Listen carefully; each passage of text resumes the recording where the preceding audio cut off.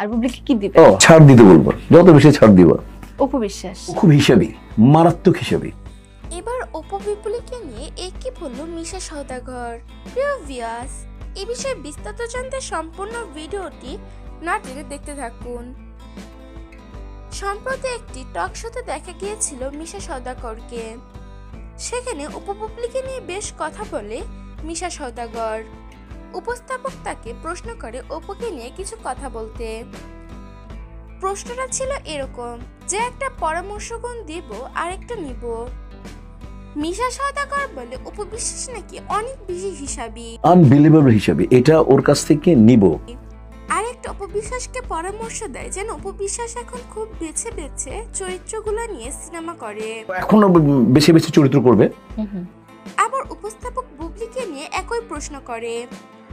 যে একটা নায়িকা বসে আছেন, এক অভিনেত্রী বসে আছেন, বিন্দু মাত্র মনে হয় ওই বাতাসও মনে হয় মানে ডিস্টার্ব অনুভব করে না।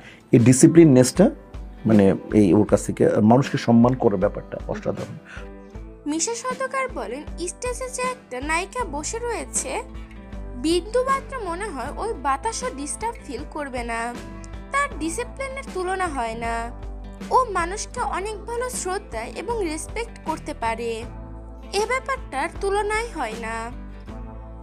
আরো বলে মিশা সওদাগর যে বুবলিকে আমি বলবো ছাড় দিতে, জীবন তো একটাই, ছাড় দিয়ে যাক, এতে আরো ওরই ভালো হবে।